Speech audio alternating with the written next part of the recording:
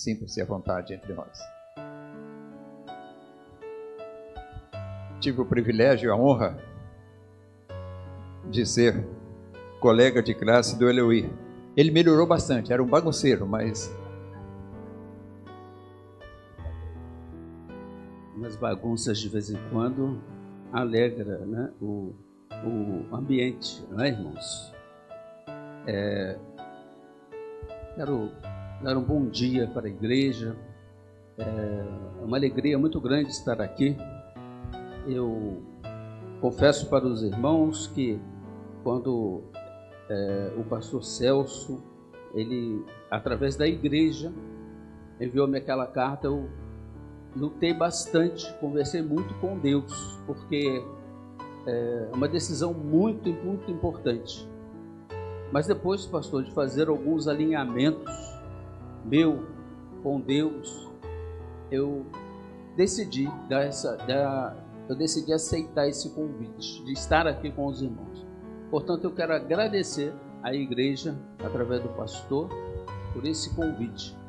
Eu me sinto assim muito honrado e também muito alegre em estar aqui com os irmãos. E eu trago um convite, eu trago um abraço da Igreja Batista do Conforto, a qual eu sou um dos pastores lá, sou educador cristão. Trago um abraço na pessoa do pastor Michel. Eu estou ali há aproximadamente uns 12 anos. E trago também um abraço da minha esposa, que não pôde estar aqui. Infelizmente, Emmanuel, não pôde estar. Ela tinha um procedimento cirúrgico para fazer e o médico deixou a data em aberto.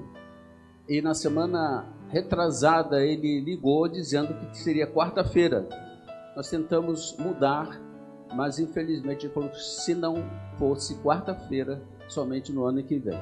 E ela precisava fazer. Mas quem sabe, um outro momento, uma outra oportunidade, nós poderemos estar aqui para que os irmãos conheçam é um doce de pessoa. Como rosa exala um aroma perfumado, que perfuma o meu coração. Não é isso, pastor? Irmãos, eu já tive o privilégio de estar aqui uma vez. Logo depois que concluímos o seminário, eu estive realizando uma série de conferências ali no Templo Antigo. Eu me lembro assim perfeitamente desse momento, desse tempo. Foi muito bom. Mas depois eu voltei aqui na inauguração e ficamos assim um bom tempo assim distantes, longe. Mas hoje eu estou voltando aqui nesse belo templo que eu quero parabenizar a igreja, o pastor, por esse templo magnífico. E com isso eu me lembro assim de uma passagem na Bíblia que diz que quando os judeus eles voltaram do cativeiro para a Jerusalém devastada, mas agora reconstruída por Neemias, e Neemias reconstruiu o templo que havia sido destruído, o templo de Salomão. E quando o povo, com a autorização do rei, ele voltou para Jerusalém, quando ele chegou ali, a geração antiga que conhecera o templo de Salomão, com todo o seu glamour, com toda a sua riqueza, eles choraram copiosamente. Mas a geração nova, a nova geração, que não conhecera o templo de Jerusalém ou o templo de Salomão, eles olharam aquele templo simples, humilde, mas que era o templo para cultuar ao Senhor, e eles riram, mas com muita alegria. E aquele momento, aquele contraste de choro e alegria foi ouvido a uma distância bem considerável. E diz o texto que as pessoas não sabiam discernir se eles estavam chorando de alegria ou de tristeza. Então, eu confesso para os irmãos que hoje eu estou aqui, mas com muita alegria por esse tempo por esse tempo maravilhoso. Mas eu não quero falar sobre esse assunto. Eu quero falar sobre um livro da Bíblia, no Antigo Testamento, que é um livro que faz uma transição. Por isso que é um livro importante para nós, para os nossos dias. O livro de Juízes. E eu quero refletir com os irmãos no texto de Juízes, capítulo 7, a partir do verso 1 até o verso 15. E eu quero submeter este texto a um tema que chama-se do medo à fé. Eu não sei se está visível ali para os irmãos. Está visível? Para mim ali está bem visível. Mas não sei se para os irmãos está bem visível aqui. Amém? Está visível aqui? Ok? Isso. Ótimo. Excelente. Eu não sei qual a versão que os irmãos adotam, mas vamos fazer o seguinte. Eu vou ler e os irmãos estarão acompanhando. Juízes capítulo 7, a partir do verso 1 até o verso 15. É um texto longo, irmãos. 15 versículos, tá bom? Mas diz assim: Jerubaal, isto é, Gideão, e todo o seu exército se levantaram de madrugada e acamparam junto à fonte de Arode. Os exércitos de Midian estavam acampados ao norte deles, no vale perto da colina de Moré. O Senhor disse a Gideão: Você tem guerreiros demais. Se eu deixar todos vocês lutarem contra os medianitas, Israel se vangloriará de mim, dizendo que se libertou por sua própria força. Portanto, diga ao povo: quem estiver com medo e assustado, pode deixar este monte e voltar para casa. E 22.000 homens voltaram para casa, restando apenas 10.000. O Senhor, porém, disse a Gideão: Seu exército ainda está grande demais. Desça com eles até a fonte, e eu os provarei, para determinar quem irá com você e quem não irá. Quando Gideão desceu com os guerreiros até a fonte, o Senhor lhe disse: Separe os homens em 2 grupos. Num grupo que bebem água das mãos, como fazem os cães, e no outro grupo coloque todos que se ajoelham e põe a água na boca para beber. Apenas 300 homens beberam água das mãos, os demais se ajoelharam e puseram a boca na água. O Senhor disse a Gideão: Com estes 300 homens eu livrarei Israel e entregarei os medianitas em suas mãos. Mande para casa os demais. Gideão ordenou que recolhessem as provisões e as trombetas de chifre de carneiro dos outros guerreiros e os mandou para casa, mas manteve consigo os 300 homens. O acampamento midianita ficava à frente de Gideão, descendo o vale.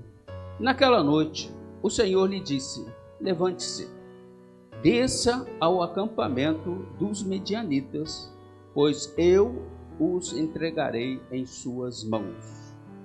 Mas, se você tem medo de atacá-los, desça até o acampamento com o seu servo Purá. Ouça o que os medianitas estão dizendo e você se encherá de coragem e terá ânimo para atacar.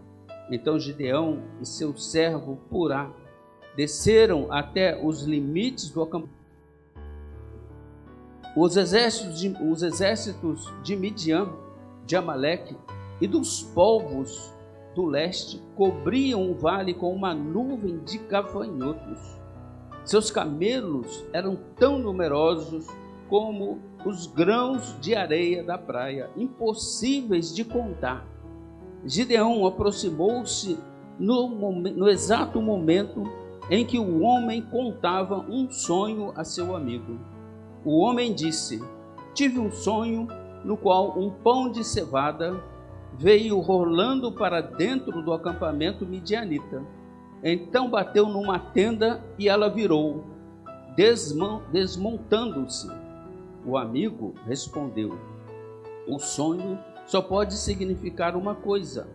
A espada de Gideão, filho de Joás, o israelita, Deus entregou todo o exército midianita nas mãos dele. E quando Gideão ouviu o sonho e sua interpretação, prostrou-se em adoração, voltou para o acampamento de Israel e gritou: levantem-se, o Senhor entregou o exército midianita em suas mãos. Amém? Pai querido, muito obrigado a Deus por esse texto, por essa porção da tua palavra. Uma palavra que fala de guerra, do teu exército, do teu povo, mas que retrata, ó Deus, a realidade da nossa igreja, da igreja em nossos dias. Vivemos em guerra contra o mundo, ó Deus, cerca. E com certeza o Senhor sempre nos dará a vitória. Mas é necessário que andemos, ó Deus, nos caminhos, nos passos da fé. Por isso, ó Deus, abençoa-nos nesta manhã. Usa-me, ó Deus, como um instrumento nas tuas mãos, mas que principalmente que esse texto, que o Espírito Santo do Senhor possa, ó Deus, aplicar a cada coração nas suas realidades pessoais, de tal forma que haja transformação de vida. Eu oro no nome precioso daquele que está à tua direita e intercede por nós, hoje e sempre. Amém. Deus abençoe. Os irmãos podem tomar assento. Irmãos, quando a gente olha esse texto, a gente tem uma ideia. Porque Juízes, ele é um texto, como eu disse, de transição. É um livro de transição. É o final de Josué, a liderança de Josué, e o início de um período de reinado estabelecido, começou a se estabelecer através de Samuel. E Juízes está ali no meio. E o interessante, meus irmãos, que naquele momento, o contexto desse texto diz que Gideão estava liderando, era o juiz de Israel, ele julgava as causas de Israel, era ele que era um instrumento nas mãos de Deus, para que ele pudesse levar o povo a vitórias, como sempre acontecia no decorrer do Antigo Testamento. A questão, meus irmãos, é que Gideão ele não estava combatendo um país, mas uma aliança de países, os midianitas. E o texto diz que o exército ele tinha soldados como uma nuvem de gafanhotos, e a sua cavalaria era como a areia do mar, incontáveis. Mas Gideão tinha apenas 32 mil exércitos, 32 mil soldados, desculpa. E isso, meus irmãos, levou tanto o exército quanto Gideão a um sentimento de prostração, de medo. E nós, diante dos desafios da nossa realidade, do nosso mundo, nós ficamos também temerosos. Mas nós vamos aprender que essa posição não é a posição que Deus deseja de nós. Por isto que ele conduziu o exército e Gideão num processo, numa transição do medo até a fé, porque fé agrada ao Senhor. A questão, meus irmãos, é que nós não percebemos esse momento, essa transição, e fica um hiato, um vazio. Você já percebeu quando você sai da tristeza para a alegria? A gente não percebe. Aliás, a gente nem reconhece que isto vem do Senhor. Tudo na nossa vida, irmãos, é dom, é presente de Deus. Muitas das vezes eu saio de um acidente, um possível acidente, sem consequência alguma. Às vezes eu mesmo, mas na mesma hora eu agradeço. Obrigado, Senhor, pelo livramento. O Senhor cuida de mim, eu tenho certeza disso. E aqui, meus irmãos, Deus usou uma estratégia para levar o exército de Gideão do medo à fé, que foi o peneiramento. Peneirou o exército e peneirou também Gideão. E nós vamos ver quais foram as peneiras que Deus usou. Mas antes nós temos que entender o contexto de Juízes, irmãos, porque se em Josué a palavra de ordem era vitória, em Juízes o que nós vemos mais é fracasso. O povo fracassava de juiz para juiz. Interessante, meus irmãos, que se em Josué a obediência ela permeia as linhas de Josué, em Juízes a desobediência ela permeia a linha de Juízes. Tanto que lá no capítulo 21, no verso 25, tem uma declaração que resume o livro de Juízes, que diz exatamente assim: naqueles dias Israel não tinha rei.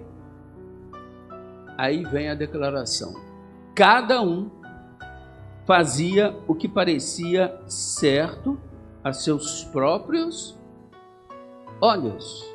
Irmãos, hoje não é assim. As pessoas não fazem aquilo que parece melhor aos seus olhos, porque a sociedade está hipnotizada pelas vitrines do nosso tempo. Completamente hipnotizada. Hoje o lema é esse: a vida é minha. Eu faço dela o quê? O que eu quiser, pastor. Ninguém tem nada a ver com isso. E alguns dizem até, nem mesmo Deus. Olha o senso de propriedade das pessoas nos dias de hoje. É semelhante aos dias de hoje. As vitrines têm hipnotizado a sociedade, ditando valores, ditando costumes, ditando, meus irmãos, a forma de pensar. E depois da morte de Josué, a nova geração, ao invés de conquistar os povos pagãos de Canaã, o que eles fizeram? Eles foram lá e fizeram o quê? Alianças. E a consequência é que a idolatria do povo pagão começou a ser uma realidade no povo de Deus. As imoralidades do povo pagão começou a entrar no povo de Deus. E hoje, irmãos, a igreja tem que ficar alerta com isso, com relação ao mundo, com as suas imoralidades e com os seus ídolos, que não são os mesmos da época, são diferentes, camaleônicos, aveludados. Portanto, irmãos, Deus reagia e Deus dava um juízo para o povo. Levantava uma nação, como levantou os medianitas, e dali subjugava o seu povo. E o povo sofria. Mas naquele sofrimento o povo se lembrava de Deus, como sempre. Os irmãos já perceberam? Quando a coisa aperta, quando as coisas apertam, é que nós lembramos de Deus. A gente não agradece a Deus pelo sofrimento. A gente só agradece a Deus pelas vitórias. Mas o povo, eles clamavam a Deus e Deus ouvia, porque Deus é misericordioso. E Deus levantava juízes, como levantou agora Gideão, que precedeu a Débora. E esses meus irmãos juízes, eles eram responsáveis em levar o povo, julgar as causas do povo e levar o povo também a enfrentar os seus inimigos. Os medianitas sempre foram inimigos de Gideão. Sempre foram. Por 4 vezes eles foram vencidos, porque Deus estava com Gideão. Olha que coisa maravilhosa, irmãos. Mas Deus precisava levar, o Senhor precisava levar o exército e Gideão do medo, porque Gideão estava temeroso até a fé. Irmãos, a fé é algo importante. Quando nós lemos lá em 1 João, no capítulo 5, no verso 4, a palavra do Senhor diz o seguinte: porque todo que é nascido de Deus vence o mundo. E esta é a vitória que vence o mundo. O quê? A nossa fé.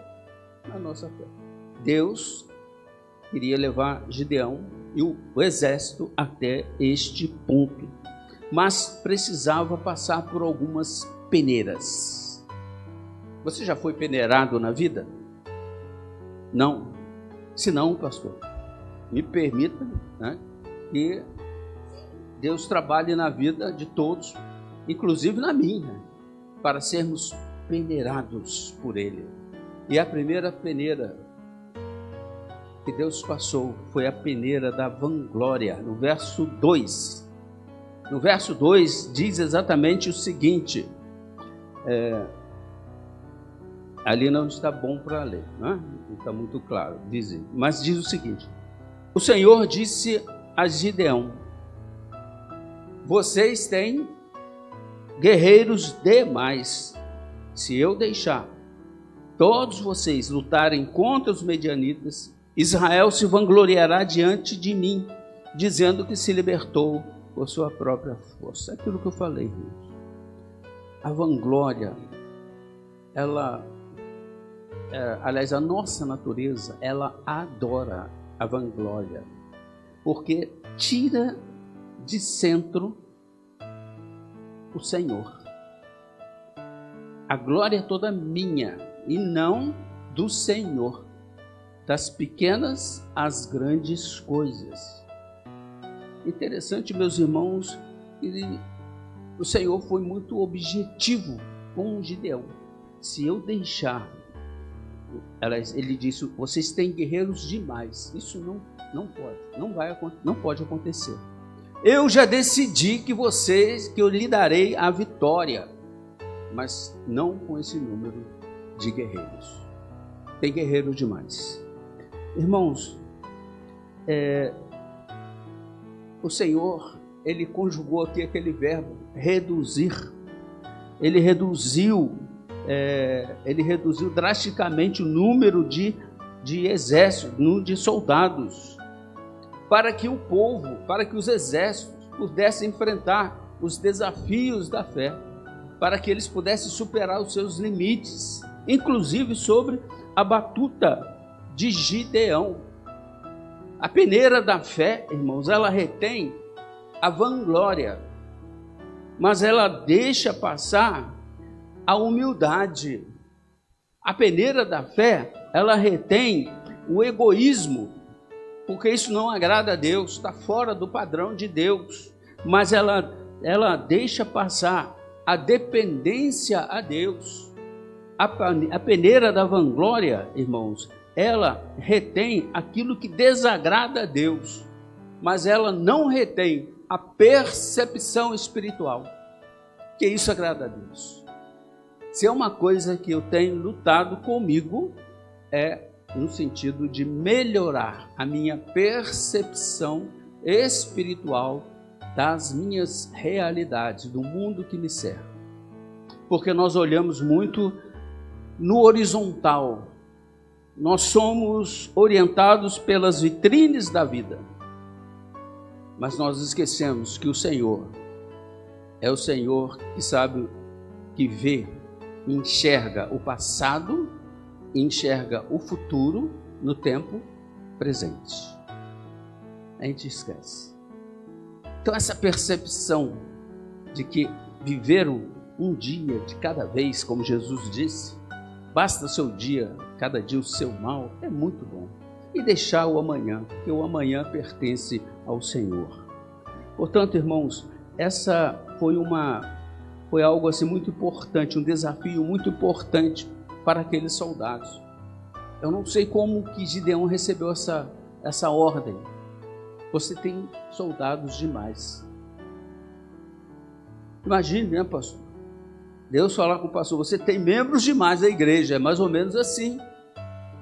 Tem membros demais. Tem que diminuir. E agora? A batalha é a mesma, irmãos. O Israel do Antigo Testamento é a igreja do Novo Testamento. E Deus falou assim para Gideão, olha, não se preocupe. Mas Gideão, irmãos, ele é um ser humano como nós, falho. Por isso que ele precisava passar por outra peneira, que é a peneira do medo. A peneira do medo. Ser peneirado pelo medo. No verso 3, o Senhor diz para Gideão, ainda a conversa é com Gideão. Portanto, diga ao povo, quem estiver com medo e assustado pode deixar este monte e voltar para casa. E 22.000 homens voltaram para casa, restando apenas 10.000. Eu acho que nesse momento Gideão deve ter balançado as pernas ficaram trêmulas. O medo, irmãos, aumentou. Como? Ele era o capitão, ele era o líder, ele queria levar o exército ao fronte de batalha. Só, irmãos, que ele se lembrou que Deus, apesar, ele sabe que o medo é humano, mas ele não se agrada quando os seus filhos têm medo.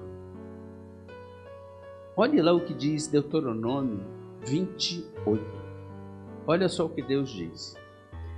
E se os oficiais continuarão a contar o povo, dizendo, existe aqui entre nós algum homem medroso e de coração tímido? Volte para casa, para que os seus irmãos não acabem com medo. Estava na lei, Deuteronômio. Portanto, Deus não queria que ninguém estivesse em batalha e com medo. Os irmãos já imaginar, os irmãos são corajosos, os irmãos estão de parabéns, já disse isso aqui, ergueram esse templo, mas já pensou se alguém chega perto do pastor, não vai dar certo, eu estou com medo que... Olha, irmãos, que situação.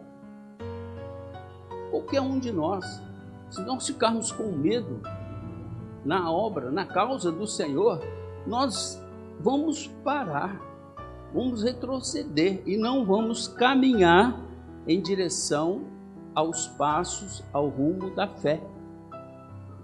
E nós temos que viver pela fé.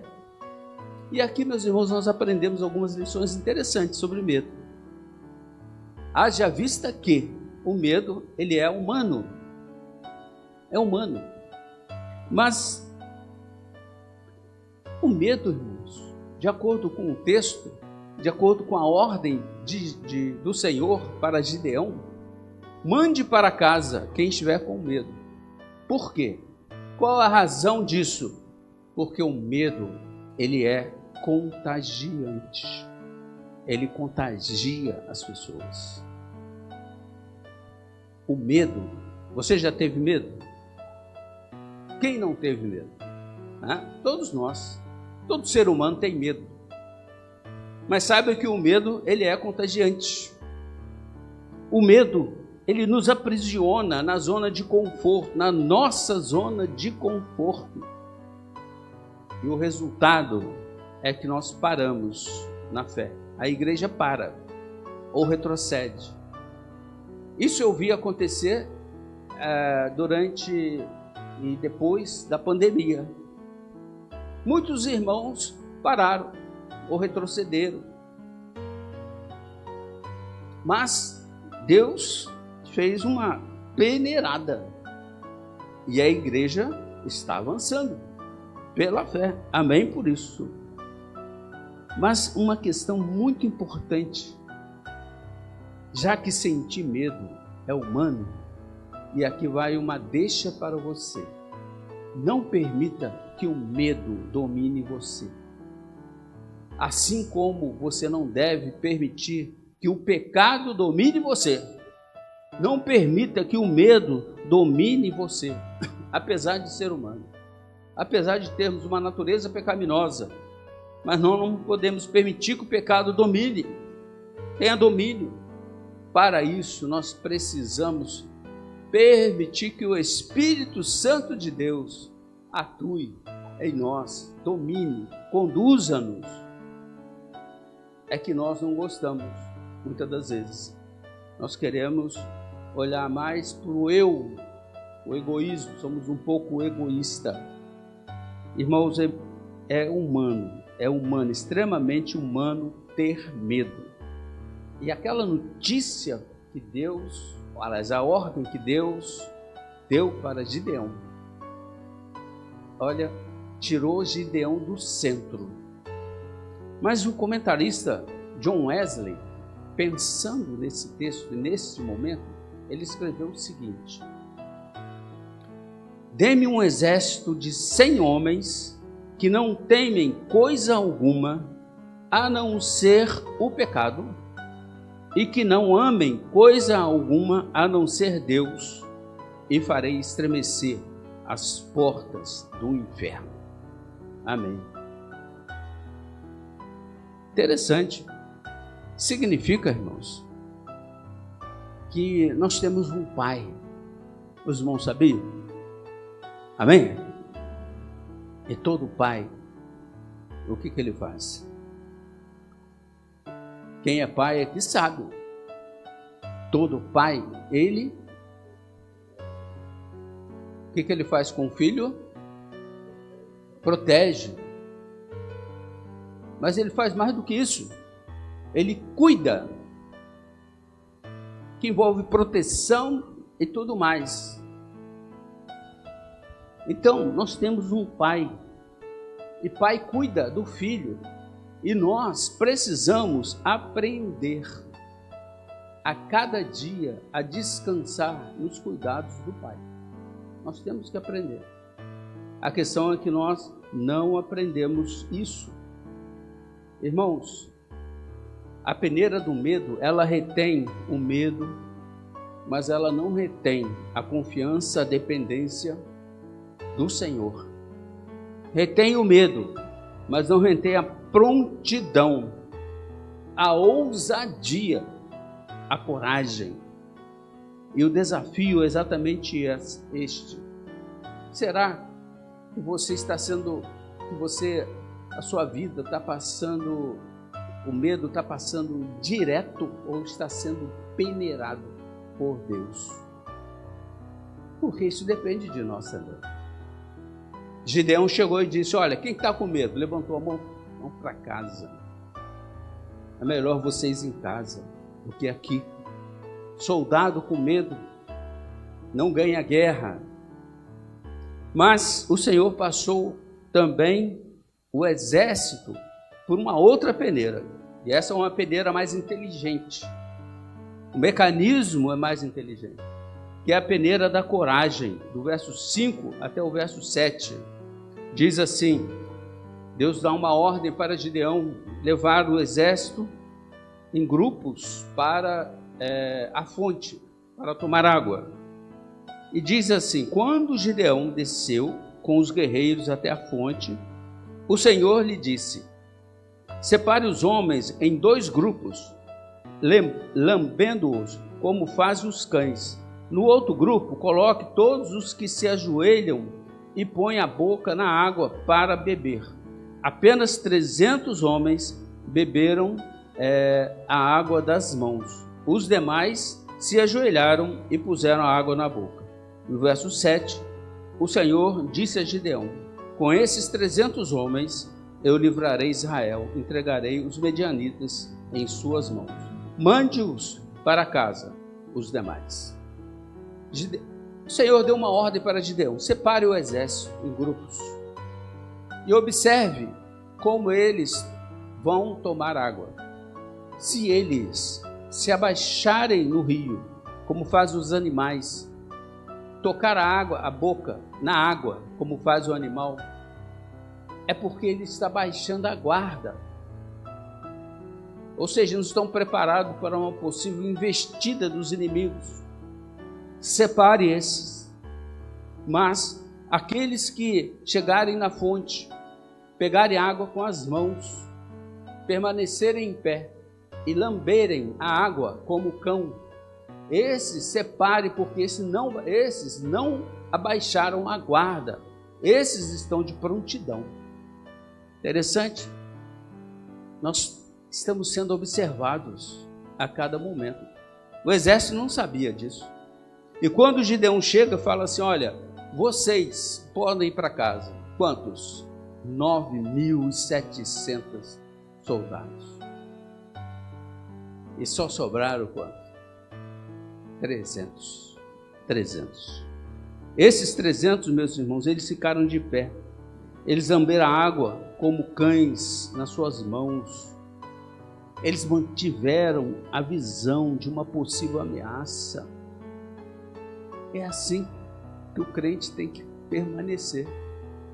Ele não pode abaixar a guarda. O que a Bíblia diz sobre tentação? Sobre o que nós devemos fazer com a tentação? Chega lá, ficar brincando com ela, tal. Nós devemos nos envolver com a tentação? Não, nós temos que fugir. Fugir do pecado, da tentação, porque a tentação leva ao pecado. Quando a gente mexe, nós estamos baixando a guarda. Nós estamos baixando a guarda. E quando nós baixamos a guarda, se o inimigo ataca, ele vence. A gente cai em pecado.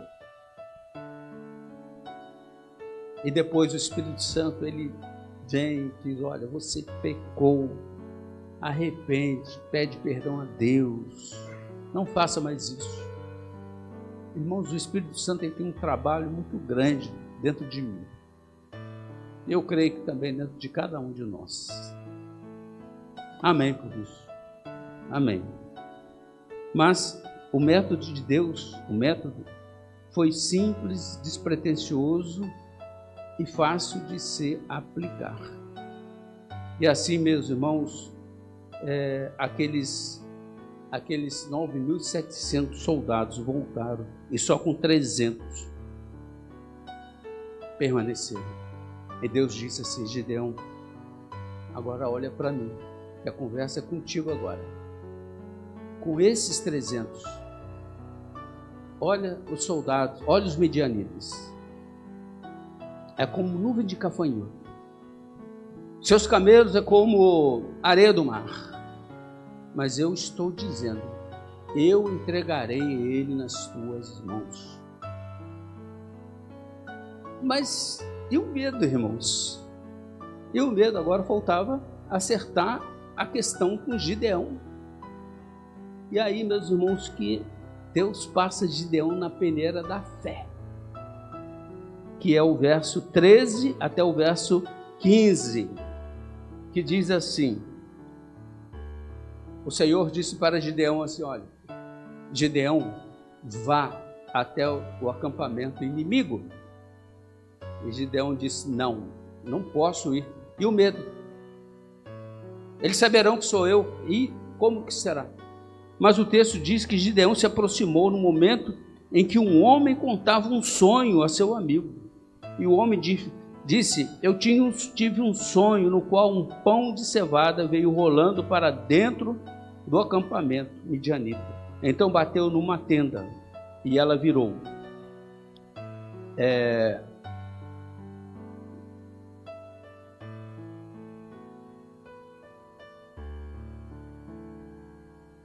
Então ela virou, desmontando-se. O amigo respondeu: o sonho só pode significar uma coisa: a espada de Gideão, filho de Joás, o israelita. Deus entregou todo o exército midianita nas mãos dele. Quando Gideão ouviu o sonho, a sua interpretação, ele prostrou-se, ajoelhou-se em adoração a Deus, ao Senhor, e ele voltou para o acampamento, deu ordens e gritou: levantem-se, o Senhor entregou o exército em suas mãos. O povo também foi contagiado pela fé de Gideão, porque ele viu do próprio inimigo o que Deus tinha falado. Os irmãos lembram lá da mula de Balaão? Então, agora Deus fala para o inimigo, através do inimigo, para o seu servo, dizendo: olha, já que você não está crendo muito, eu entregarei este povo, este exército nas tuas mãos. Irmãos, Gideão, ele ficou assim, com medo, mas Deus ativou a fé de Gideão com uma promessa. No verso 9 está isso aí: naquela noite o Senhor disse: levante os acampamentos, pois eu os entregarei nas tuas mãos. Não foi a primeira nem a segunda, era a quarta vez que Gideão é testado na sua fé. Irmãos, fé é sinônimo de vitória na vida cristã.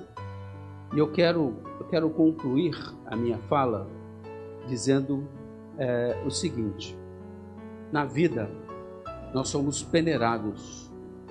Nós somos peneirados por várias questões, por vários assuntos. Nós somos peneirados pela vanglória. Isso não agrada ao Senhor. Nós somos peneirados pelo medo. Nós passamos até na peneira da coragem para que nós possamos ter mais ousadia. Mas somos peneirados também na nossa fé. E nós temos que caminhar. E quando o ponto que convenceu Gideão foi quando aquele soldado falou: um pão de cevada desceu, rolou e desbaratou a tenda. Cevada era o cereal usado para as pessoas pobres. E o pão de cevada representava exatamente Gideão, a fraqueza de Gideão, a sua família, a sua origem. E aí Gideão ligou uma coisa com a outra, fez esse alinhamento. Deus está falando isso, está falando comigo, o recado é comigo. Agora sim, agora eu vou. E ele foi, e ele venceu. E eu quero, meus irmãos, dizer o seguinte: a nossa natureza, ela não deseja ser peneirada, mas precisamos ser peneirados por Deus. A peneira, ela retém aquilo que Deus não deseja em nós. Tem muita coisa que Deus não se agrada da minha vida. Por isso, quando eu caio nessa peneira, eu tenho prazer, embora cause um desconforto, um incômodo muito grande. Eu até que tento não ser peneirado, mas quando eu entendo que é Deus que está fazendo isso, eu permito, eu quero ser, eu quero ter mais fé, eu quero caminhar, eu quero dar passos na fé, eu quero caminhar pela fé, porque os servos do Senhor, eles sempre caminharam pela fé. Eu quero orar, encerrando a minha fala neste momento. E se porventura você sentiu, se identificou-se com Gideão, e alguma área na sua vida precisa ser peneirada, a Bíblia diz que aquilo que nós ligamos na terra será ligado aonde? No céu. Então eu gostaria que você dissesse assim para Deus: meu Deus, eu quero ser peneirado nisso. Isso está me dominando. Tira isso da minha vida.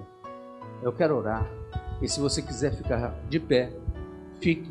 Eu quero encerrar a minha minha fala nesse sentido. Amém? Vamos orar. Deus abençoe a cada um com uma alegria, com um privilégio. E logo mais à noite nós estaremos refletindo sobre essa palavra. Deus abençoe você na sua decisão. Deus sabe e conhece o seu coração.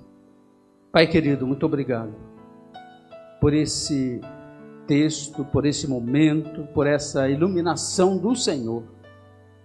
O Espírito Santo, Deus, produz a Tua palavra para que ela possa, Deus, com poder, transformar os nossos corações, impactar, ó Deus, as nossas vidas, para que possamos, ó Deus, ser peneirados, para que possamos viver segundo a Tua vontade, ó Deus. Estamos muito distantes, mas o nosso padrão é Cristo. E, portanto, ó Deus, ajuda-nos para que possamos crescer a cada dia na Tua palavra. Essa é a minha oração. E eu quero entregar, ó Deus, nas Tuas mãos. O Senhor conhece o coração dos irmãos, das queridas irmãs, que tomaram essa decisão, algo que está precisando peneirado na sua vida, ó Deus. Peneira, Deus. Que ela possa caminhar, ter coragem, ousadia e principalmente fé. Porque sem fé é impossível, Deus, agradar ao Senhor. E é no nome do Senhor, em Cristo Jesus, que eu oro, hoje e sempre. Amém. Deus abençoe os irmãos.